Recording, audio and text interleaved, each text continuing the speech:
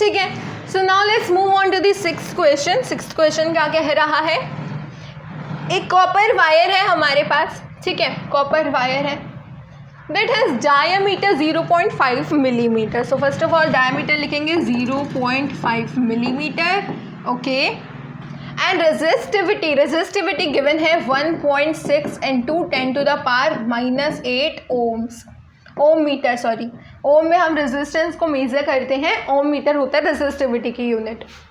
What will be the length of this wire to make its resistance 10 ohm? अगर मुझे resistance चाहिए 10 ओम, so length क्या होनी चाहिए वायर की? If diameter is given to you, resistivity is given, R that mean resistance is given, so length निकालना is not a big deal. Yes, so R is equals to rho L upon A, formula लगाएंगे R is equals to rho L upon A. ठीक है, second part है यहाँ से question का, ये बाद में रीड हम करेंगे। यहाँ पर देखो आर का फॉर्मूला क्या हो गया, rho L upon A, okay. R पता है, रो पता है, ए पता है, एल निकालना है, okay.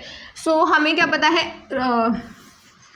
L is equals to R into A upon rho, इस वाले फॉर्मूले से निकाला हमने, ठीक है। ये दोनों इकट्ठे हो जाएंगे, मान लो R A is equals to rho L, so L is equals to R A upon rho, इसी फॉर्मूले से निकाला है हमने ये लेंथ का फॉर्मूला, ठीक है। सो यहाँ हम पुट कर देंगे वैल्यूज़, और वैल्यूज़ को पुट करने के बाद अपना आंसर इजीली निकाल लेंगे।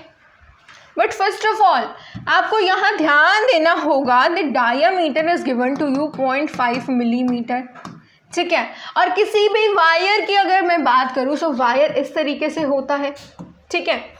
अगर मैं इसका टॉप व्यू लूँ तो मुझे ये सर्कुलर एरिया दिखेगा, राइट, इस सर्कुलर एरिया मुझे दिखेगा अगर मैं इसका टॉप व्यू लेती हूँ तो।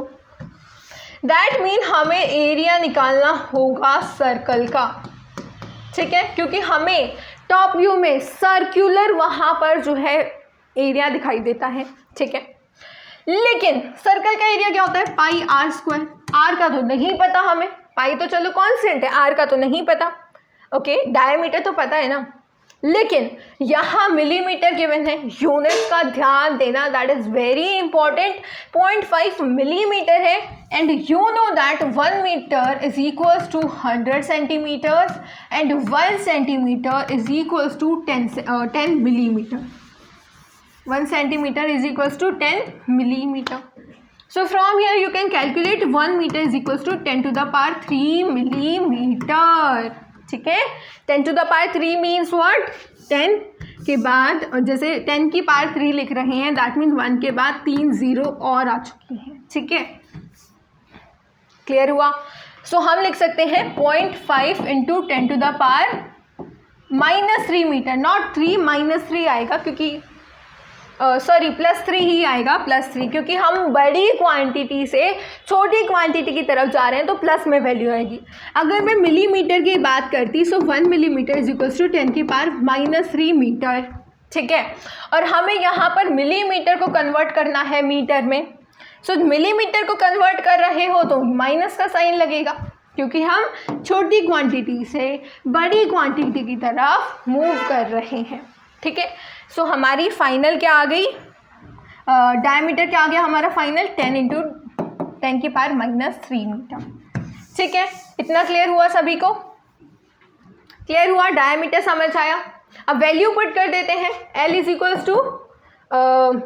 Equals to R A upon rho. R क्या है, 10 ohm, okay. L is equals to 10 into A pi R square, so 22 upon 7, R का स्क्वायर यानी कि 0.5 इंटू 0.5, और साथ में हम लगाएंगे क्या, 10 की पावर -3 दो बार आएगा, सो 10 की पावर -3 और इंटू 10 की पावर -3 अगर आप करोगे, so that will result into 10 की पावर -6। आपको पता होना चाहिए कि पावर्स ऐड हो जाती हैं, ठीक है। सो साथ में हम लगा लेंगे यहाँ पर 10 इंटू 22 इंटू 0.5 इंटू 0.5 इंटू 10 की पावर -6 अपॉन में 22 अपॉन 7 हमने डाला था, ठीक है। और हमारा क्या आ गया, आर आ चुका है, आर हमने रख दिया है, रो लिखना है 1.6 इंटू 10⁻⁸ ओम मीटर। ठीक है, लेकिन अभी ये हमारा कंप्लीट नहीं हुआ है लेंथ का। ठीक है, कई सारे बच्चे इतना ही करेंगे और इसको सॉल्व कर देंगे, उनका आंसर मैच नहीं करेगा। क्यों नहीं हुआ आंसर मैच? ध्यान दो, यहाँ पर आपको ये डी गिवन है डायामीटर, और फॉर्मूले के अकॉर्डिंग हमें चाहिए क्या, radius. Okay, so R is what, R is equals to d/2। So यहाँ भी करेंगे इंटू टू क्योंकि 2 बार हमने d को यूज़ करा है। ओके, सो अब जैसे ही आप इसको सॉल्व करोगे, सॉल्व कर लेना आप इसको। ठीक है, कैसे सॉल्व करोगे, 2 11 = 22, 2 5 = 10, और आप कर सकते हो 55 इंटू 5 5 = 25, 0.25 इंटू में 10⁻⁻6, और ये माइनस का 8 ऊपर जाके प्लस का 8 बन जाएगा। ठीक है, अपॉन में 7 इंटू 1.6। ठीक है, ओके, अब यहाँ पर आप देखोगे +2 बन जाएगी पावर, और इसी तरीके से जब आप इसको सॉल्व करोगे तो आपकी वैल्यू आ जाएगी 122.7 मीटर अप्रॉक्सीमेटली। क्लियर हुआ? हमने वैल्यूज पुट करी है, और इसका ध्यान रखना है यूनिट का। ओके, यूनिट का ध्यान रखना है, और सभी जो नीचे नेगेटिव पावर होती है वो ऊपर जाके पॉजिटिव बन जाती है। ठीक है, सो हम आंसर मैच करते हैं अपना। Okay, answer is not given. Yes, दे रखा है आपको। The length of the wire is 122.72 metre and the new resistance is 2.5 ohm. नई रेजिस्टेंस भी निकाल लेते हैं हम।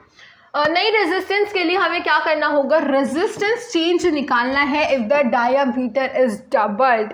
डायामीटर को अगर मैंने डबल कर दिया सो रेजिस्टेंस में क्या चेंज आएगा। सो देखो, इतनी बड़ी कैलकुलेशंस करने की ज़रूरत ही नहीं है, इसको मैं डायरेक्ट आपको बता दूंगी।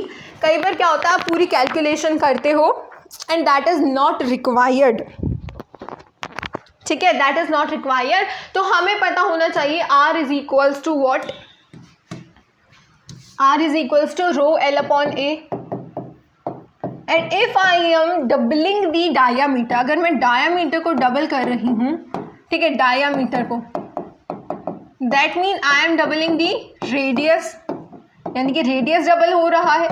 रेडियस डबल हो रहा है यानी कि πr² में πr² की जगह π2r² लिखा जाएगा। That mean π/4r²।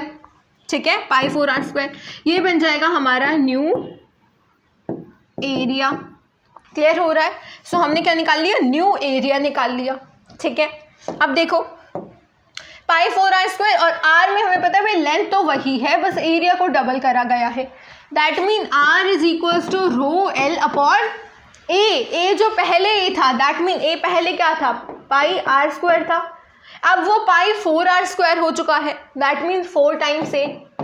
ठीक है, सो हम क्या करेंगे डायरेक्टली, अब देखो जो ये नए वाली रेजिस्टेंस है अब वो 4 टाइम्स कम हो जाएगी पुराने वाली रेजिस्टेंस से, क्योंकि हमें पता है अगर आप रेशियो निकालो r' का, सो ρl/4a अपॉन में ρl/A, दैट मीन ρl/4a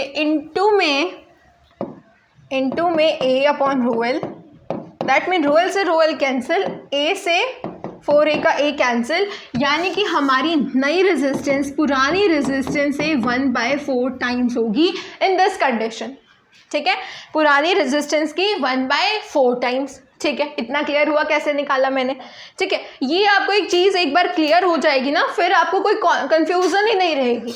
आपको डायरेक्टली ये पता होना चाहिए, डायमीटर डबल कर दिया तो मैंने रेडियस को डबल कर दिया, रेडियस को डबल कर दिया मतलब कि मैंने एरिया को 4 टाइम्स इंक्रीज कर दिया। बिकॉज जो हमारा रेडियस होता है 2r² होगा ना, तो 2 का स्क्वायर यानी कि 4, यानी कि हमारी जो रेजिस्टेंस है that will decrease by 4 times.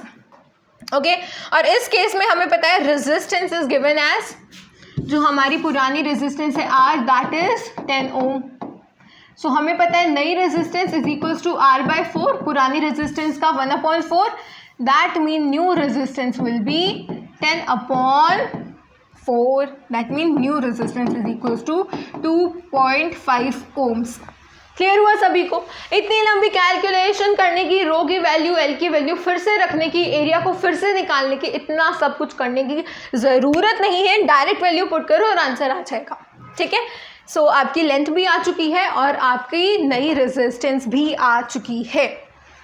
Okay, सो ये है आपका इस क्वेश्चन का आंसर। कंप्लीट हो गया हमारा 6th question. Now let's move on to the next question.